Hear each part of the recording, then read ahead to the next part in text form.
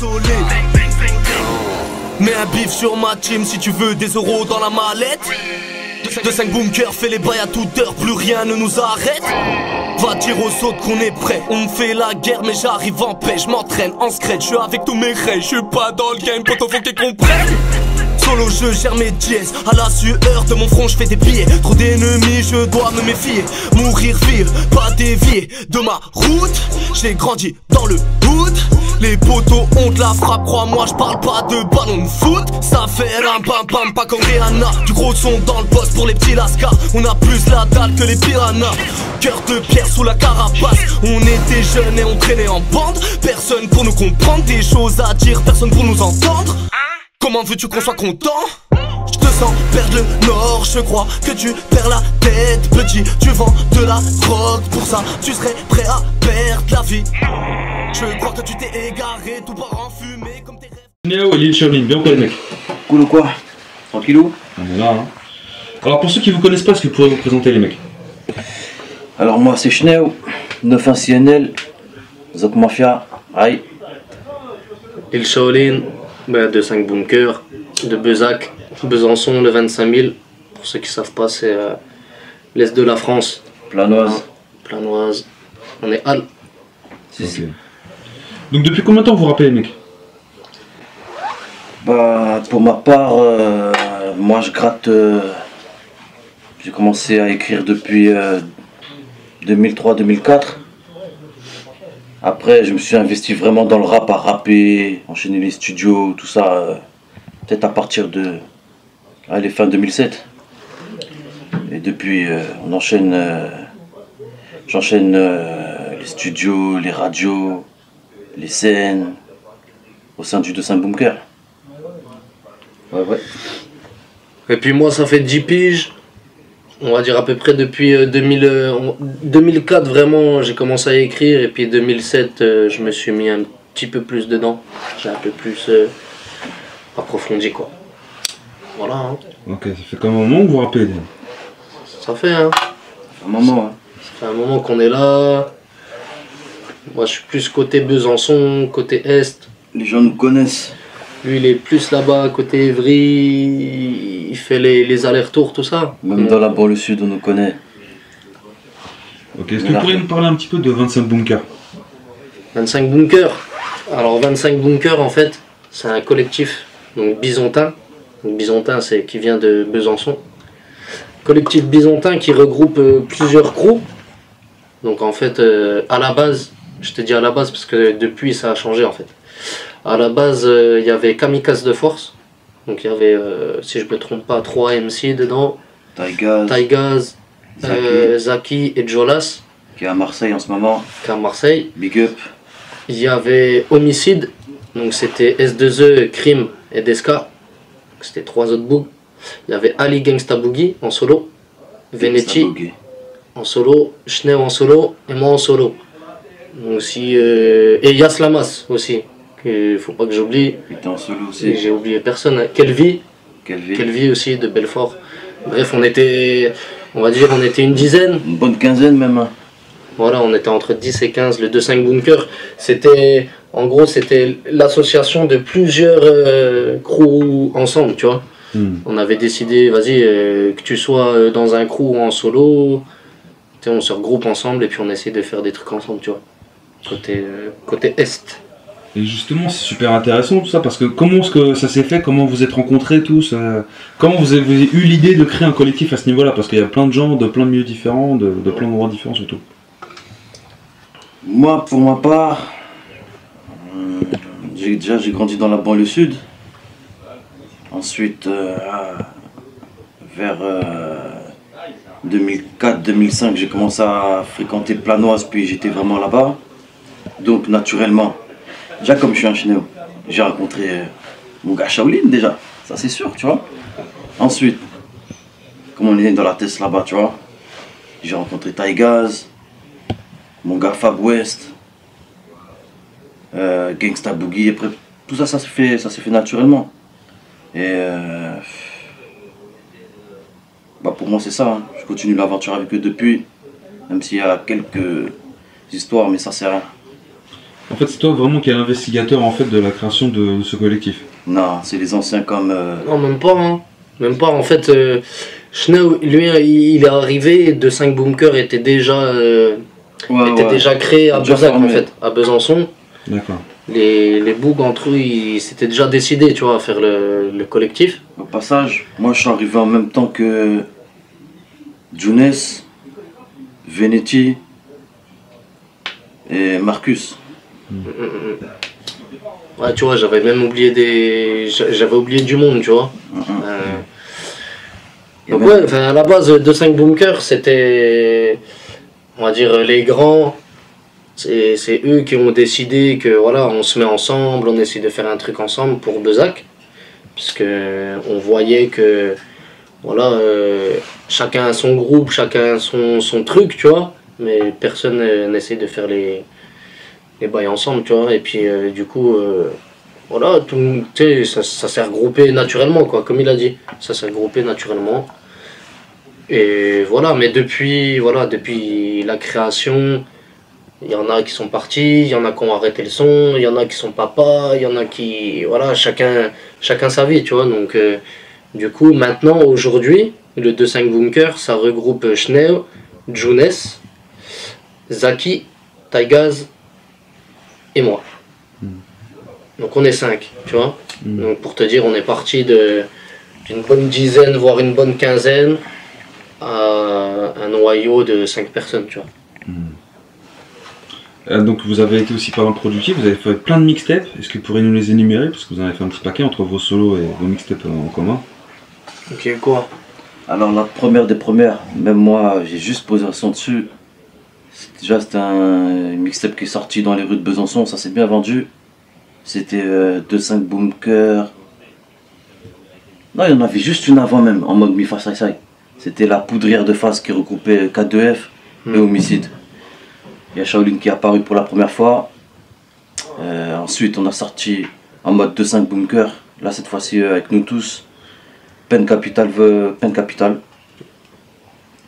Ensuite, il y a quoi? Il y a des net tapes qui sont Toi, il sortis. y avait tes net tapes à toi, que t'as sorti. 2-5 Bunkers, de près, de loin. Volume 1. C'est... Toujours disponible en téléchargement libre. Après, il y avait quoi? Mon maxi en téléchargement libre aussi, qui est toujours dispo. Il y a, bon, quand je dis maxi, il doit y avoir quoi? 6-7 sons. On s'en fout du reste. On s'en fout du reste, ouais. C'est le titre. Et moi, à côté, j'ai sorti 2 projets. Le premier, c'était High Kick Volume 1. Et l'année d'après, High Kick Volume 2. Qui regroupait environ 50 sons, les 2 projets. D'accord. Voilà. Vous avez fait pas mal de clips aussi, hein? Fou. Vous avez fait pas mal de clips. Il y en a beaucoup qui ont tourné un petit peu, hein. J'ai vu, il y avait pas mal de vues. Au niveau de vos inspirations musicales, vous, à votre niveau, dans quel univers musical vous évoluez? Franchement, 2-5 Bunkers à la base, on était tous un peu différents. Tu vois, l'inspiration, ça pouvait passer du vrai hip-hop puriste, tu vois, des beats vraiment classiques, au, entre guillemets, commercial, tu vois. Mais sans pour autant rester... on était bien. Le truc, c'est que dans le 2-5 Bunker, à la base, il y a des anciens, entre guillemets, qui ont la trentaine. Et en fait, il y avait 2 ou 3, on va dire 2 ou 3 générations mélangées. Tu vois, il y avait des boucs qui avaient la trentaine, des boucs qui avaient à peu près 25 piges, puis des boucs qui sont arrivés qui avaient 20 piges, tu vois. Donc chacun a grandi avec son temps, tu vois, puis son style de rap en gros, tu vois.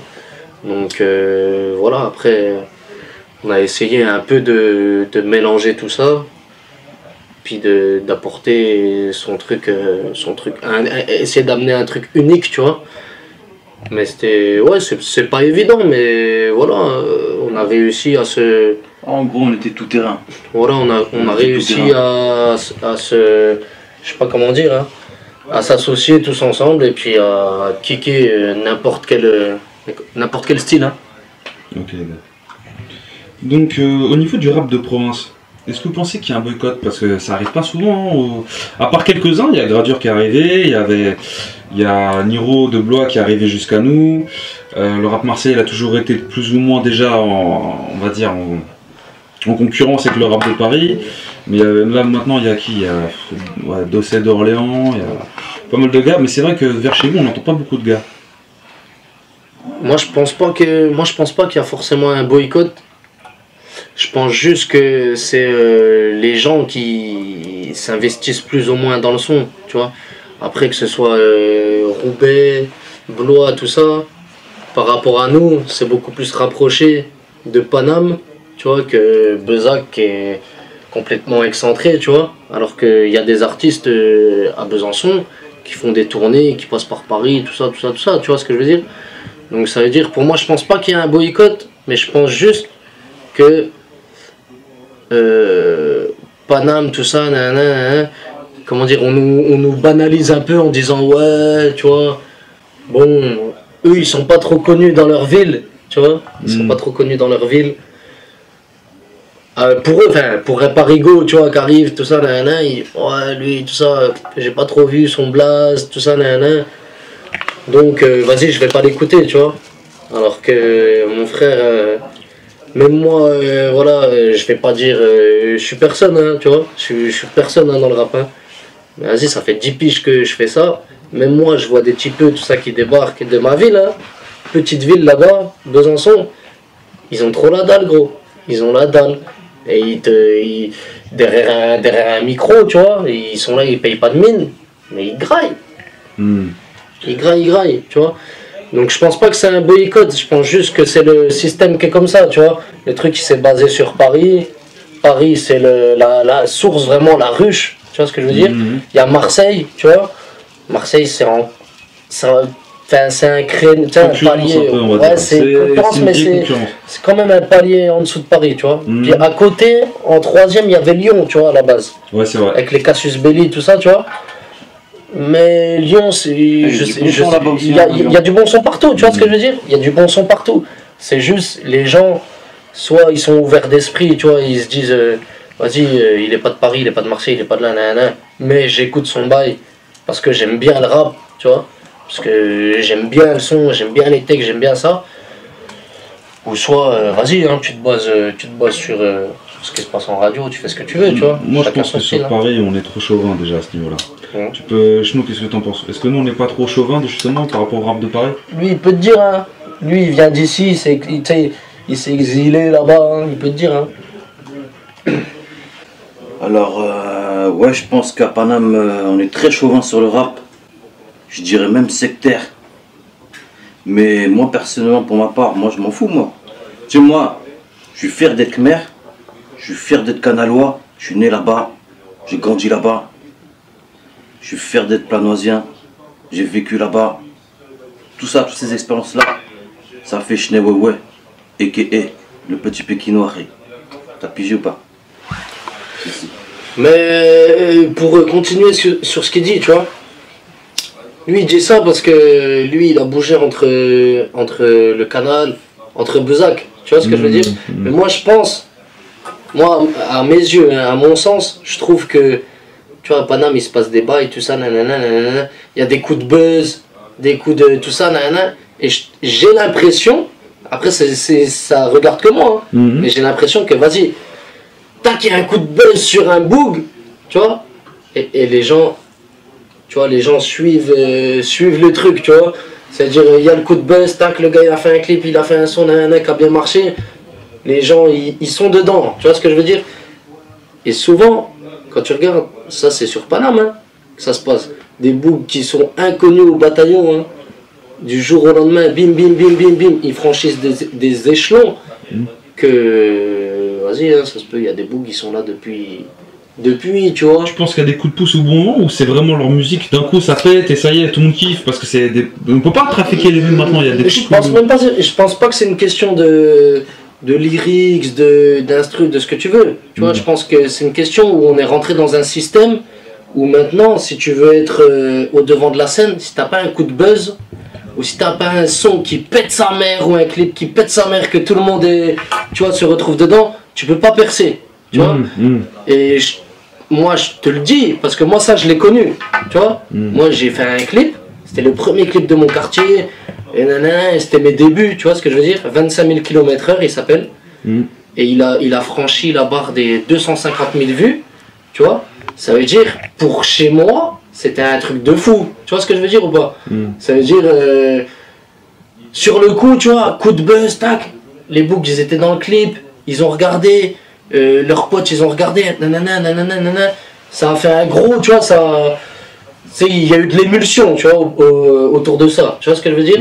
Et je pense que maintenant, tu vois, je sais pas, je l'ai fait quand? Je l'ai fait en 2009, on est en 2015, tu regardes en 2015, maintenant, je te sors un son, un clip, je ferai jamais 250 000 vues, tu vois. C'était un truc sur le coup, si tu le fais et que c'est le bon moment, et ben là, mon pote, ben tu pètes. Et je pense que maintenant, c'est comme ça que ça se passe. C'est que les gens, ils pètent avec des coups de buzz et ils tiennent leur truc jusqu'au bout, tu vois. Et c'est bien joué, tu vois, c'est bien, tu vois. Mais après, ce qui fait chier, c'est pour les gens qui sont là depuis des années, qui font leur truc, qui font leur concert, leur truc, machin, et qui au bout du compte, ben ils restent au même, on va dire au même palier, au même niveau, tu vois, c'est comme ça, tu vois. Alors c'est quand le bon moment à ton avis pour que ça pète au bon moment, à ton avis? Faire le bon son. Faire le bon son, bah ouais, il n'y a pas de magie, hein, tout le monde. Faire le bon son, le bon clip, et peut-être aussi ce que les gens demandent, tu vois. La tendance. La tendance. C'est ça. C'est est-ce que toi tu te mets dans la tendance ou est-ce que toi tu restes sur ce que toi tu es? Est-ce que toi tu as envie de ce que tu as envie de donner? Ou est-ce que vas-y on va faire un son, tu vois. Vas-y, je me mets dans le moule, et puis vas-y on fait le son, tu vois. Après c'est chacun ses choix, tu vois. Il y en a qui choisissent de se mettre dans le moule, il y en a qui sont pas dans le moule, et puis vas-y, hein, c'est comme ça.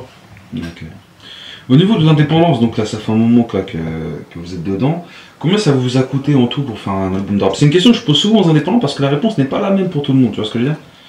Et ça m'intéresse de savoir comment est-ce que vous avez, comment vous avez mis sur la table à chaque fois pour essayer de faire avancer votre musique, tu vois, entre les clips, les masterings, etc. Franchement, question difficile car on nous a toujours arrangé au niveau du rap, hein. Ouais. Niveau studio, niveau mixage, niveau mastering, niveau clip, on n'a jamais payé le prix fort. Pour les clips, on a réussi à s'arranger. Je veux dire. On s'arrangeait toujours avec les mecs qui faisaient les clips. Tu vois. Mais après, moi je sais que je n'ai pour les séances studio, tout ça, sur Paname, bah faut bien, tu vois, les séances faut les payer, hein. Tu vois ce que je veux dire? Donc après il y a le mix, il y a ci, il y a ça, après je sais pas, hein, tu vois, ça dépend où tu vas pour enregistrer. Hein. Mais c'est vraiment, voilà, c'est parce qu'il y a un coup de pouce en général, parce que sinon la musique au final elle n'existerait pas, c'est ça que vous voulez dire? S'il n'y a pas des gens qui mettent du leur pour pas justement faire payer au prix fort, on parle de coup de pouce vraiment réellement là. Au final c'est grâce à ça qui fait vivre le rap, parce qu'on va pas se mentir, et même des têtes d'affiche ou autres, ils se font arranger. Hein. Je pense qu'il y a un élan de solidarité déjà à ce niveau-là, j'ai l'impression, dans le rap. Mine de rien. Qu'est-ce que vous en pensez? Moi je pense que dans n'importe quel domaine, heureusement qu'il y a des gens dans le rap, dans le hip-hop, tout ça, et que ce soit le rap, la danse, tout ce que tu veux, qui sont encore, tu vois, qui ont besoin de leurs valeurs, tout ça pour avancer. Donc il y a des gens, ils se disent quoi, le rap c'est le partage, le rap c'est ça, nanana, donc si tu veux venir enregistrer, tout ça, je t'arrange, tout ça, nanana. Mais ces gens-là, ils deviennent de plus en plus rares, parce que maintenant, si tu veux enregistrer un son, faut aller en studio, faut payer. Si tu veux faire un clip, pour filmer, pour faire ci et ça, faut payer. Tu vois ce que je veux dire? C'est-à-dire maintenant, il faut payer pour tout. C'est-à-dire les boogs indépendants, comme nous, tu vois. Maintenant, on essaie de s'enregistrer nous-mêmes. Si on pouvait avoir une caméra, tout ça, on se filmerait nous-mêmes. Tu vois ce que je veux dire? On ferait tout. Tu sais, tout passerait par nous en fait, tu vois. Mais c'est comme ça que ça peut marcher, j'ai l'impression. Le futur c'est ça, hein. Chaque rappeur maintenant au final, il va faire lui-même ses propres instrus, il va faire lui-même ses propres clips. Hein. J'ai l'impression que c'est l'évolution, on va dire, normale, hein.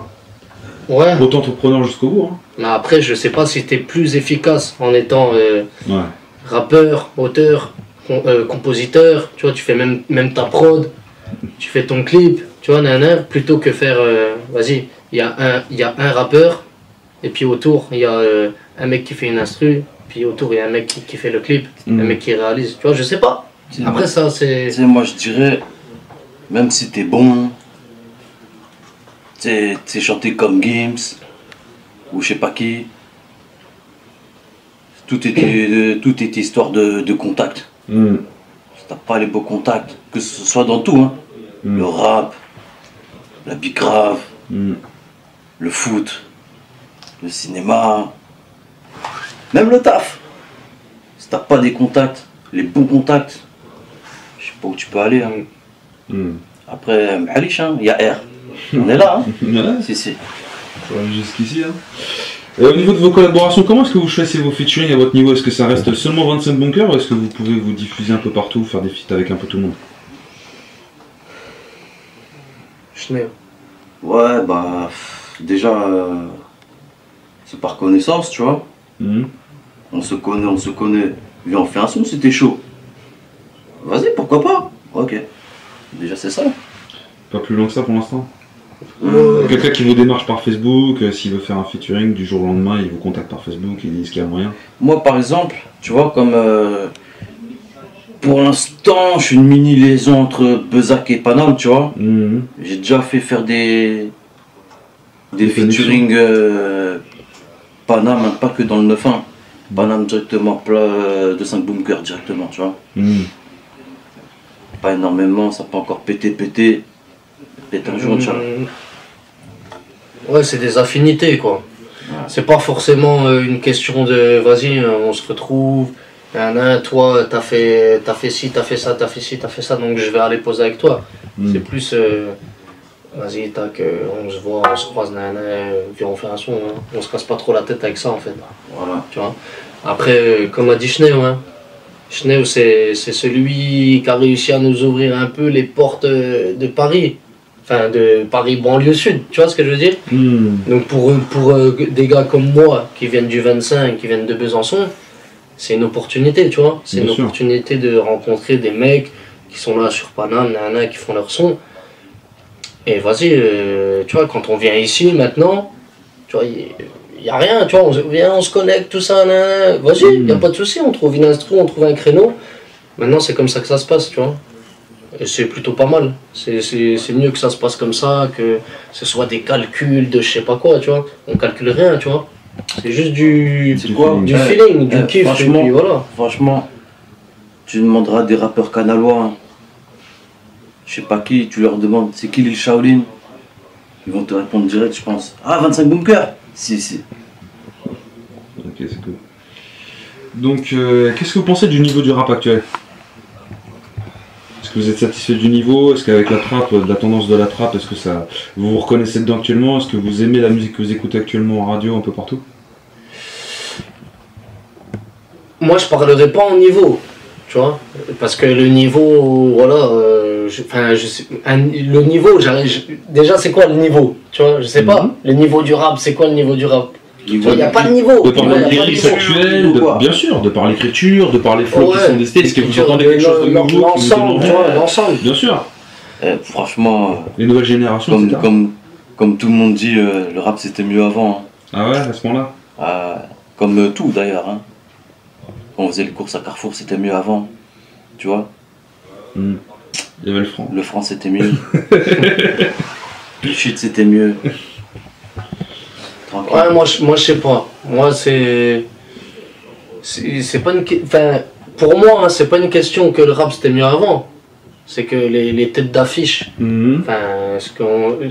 en fait les modèles, ça c'est mon avis, hein. Le modèle pour les jeunes maintenant, tu vois, c'est pas le même modèle qu'il y avait aux années 90, aux années... Non, avant il était bon. Même dans le rap avant, il y avait des révolutionnaires. Maintenant... T'as des noms en tête? Vas-y, on va pas... Tupac, il aurait pu faire un bail. Hein. Ouais, mais Tupac, là, on parle des États-Unis. Moi, je parle en France, par exemple, les rappeurs, les anciens rappeurs, comme on disait, ils sont encore là. Moi, Lino, je vois, il est revenu. Tommy Bugsy, il sorti un clip il y a pas longtemps. Enfin, il y a quand même, mine de rien, j'ai l'impression qu'il y a quand même une constance. C'est-à-dire que même les gens dont on parlait qui rappaient peut-être mieux avant, ou le rap était mieux avant, ils sont encore là, mine de rien, ils donnent encore du leur. À Luciano, il s'est encore Mais- etc. Mais Voilà. Lino, il pète. C'est parce que les gens, ça se trouve, ils en ont marre de. Tu vois, les anciens là. Ah non, ils peuvent plus écouter de la trappe. Ah non, non, non, non. Et encore, Il y a encore. Après, il y a mais- quoi? Il y a trop de com, tu vois. Même les anciens, hein. Même les anciens, hein. Les vrais anciens qui écoutaient Arsenic, tout ça, qui ont saigné les albums, on va leur demander s'ils aiment bien Le l'album nouveau Lino. de Lino qui est sorti. Ah non. Les vrais mecs, enfin, je dis pas les vrais mecs, les vrais gars de l'époque, hein, qui écoutaient le rap, tout ça, d'Arsenic, on va leur demander si aujourd'hui le rap de Lino, les instrus, les paroles, ça leur plaît. Bah, demande-leur, tu vois. Nous qui sommes d'une génération après, bien sûr que, tu vois, Ça nous Lino, l'album est, tu vois, il est lourd, tout ça, parce que nous, on a vécu dans une époque entre le West Coast, East Coast, et entre la trappe et entre, tu vois. Donc c'était une époque de transition, tu vois, c'est pas pareil. Tu vois, je sais pas. Donc aujourd'hui, On est tout terrain. aujourd'hui le rap, chacun ses influences, chacun sa génération. Moi, je sais pas. Moi, mon avis, c'est ce qu'il y a sur les ondes FM. C'est pas ce qui représente le rap de partout en fait, tu vois. Ça stigmatise un genre de rap, tu vois, je sais pas, un genre de rap, je sais pas, qui est cadré, il faut que tu dises ça, il faut que tu sois comme ça, il faut que tu parles de ci, de ça, je sais pas moi, tu vois. Tu vois, en fait, aujourd'hui, si tu parles pas de... Si tu parles pas de drogue, si tu parles pas de flingue, si tu fais pas l'apologie de tout ça, Le bif, il est bitch. t'es cuit. Regarde, hein, tu vois plein d'artistes hein, qui étaient indés, hein, qui ont signé dans des majors, tout ça, et qu'on changé leur discours, tu vois. Je dirais pas de nom. Si les gens ils sont un minimum conscients de ce qui se passe dans le rap, ils sauront de qui je parle, tu vois. Et je dis pas que je valide pas les sons, tout ça. Hein. Il y a des sons où je m'ambiance dessus, tu vois. Mais tu penses qu'à partir du moment où ils sont signés, ils sont calibrés même dans leur discours, tu veux dire? Ouais. Donc pour cette année 2015, les mecs, là, qu'est-ce qu'on peut attendre de beau là, de votre part? Qu'est-ce que vous nous réservez? Donc là, normalement, si tout se passe bien, il y a un projet qui va sortir. C'est avec Schnee, Jumes et puis moi. Donc voilà, il y a un projet qui va sortir normalement. Donc au courant 2015. Pourquoi il n'y a pas Taïgaz? Parce que Taïgaz est au Sénégal en ce moment. Et Zaki, il est parti de Bezac, tout ça. Donc c'est un petit peu compliqué de le capter. Tu vois, donc voilà, on a décidé de faire un projet commun pour annoncer la suite. Moi j'essaye de me pencher aussi sur un projet solo aussi, tu vois. Donc quand je sais pas, mais en tout cas le projet de 5 Bunkers sera là pour cette année. Voilà. Bon, qu'est-ce qu'on pouvait nous souhaiter là pour le mot de la fin là? Pour le mot de la fin pour le mot de la fin, c'est venez retrouver le clip là qu'on a fait là sur Paname. Hein. Schneu, il m'a ramené là de Bezac là pour faire un clip avec la communauté Schneu, tu vois. Ouais, Donc, je suis venu, Sifa, Fisha, Akoni, Schneu, Bang Bang, et moi-même, tu vois, sur un même son. Gros clip. Frère, tu peux pas le louper celui-là, tu vois. Donc ça, c'est le prochain bail qui va arriver. Et après, vas-y, hein, chacun ses projets, tu vois. Donc il y aura des clips, il y aura des petits sons qui vont être sortis. J'ai rien oublié ou quoi? J'ai oublié des trucs. Alors c'est bon. Petite dédicace, puriste, MS. Oh, ouais. Au calme, les gars. Le 2.5, le 9.1, on est connecté, hein. Voilà. Et il y a R. Ouais, Shrey. Il y a R. C'est Schnee et Shaolin du 2.5 Boom que. Il y a R. Ok, merci à vous les mecs de nous avoir reçus. Hein. De rien, mon frère, et merci beaucoup, hein.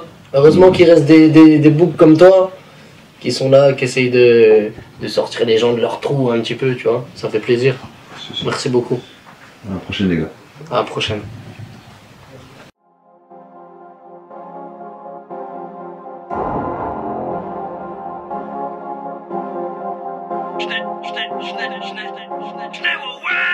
Les ténèbres m'ont isolé, j'en ai fini par rigoler après avoir picolé dans le verre de celui qui veut nous immoler. Mais que ça plaira rassasier du mal qui ronge mon quartier, l'appétit d'un affamé qui assure au coup l'hymen de son casier. Qui m'aime me suivent, mais une personne alors personne ne t'aime. J'plaide la folie, j'ai rappé de mesures de preuves par centaines. Si je le slatane, c'est sans état d'âme. Range ton âme, condition des grammes. Le silence en gramme avec du napalm. Au centre du vacarme, j'ai le même vœu que tes mistocles. Tu seras couché même si t'es mistock. J'y peux, y'a tout ce que tu veux en stock. L'heure n'est pas en toc alors que eux se traînent en log. J'suis un cas isolé comme isolé par ma cité qu'a craqué. T'as pas idée comment le pavé m'a dévoré à noyer mes rêves. Noyé dans un tout petit verre. J'suis un cas isolé. J'suis un cas isolé.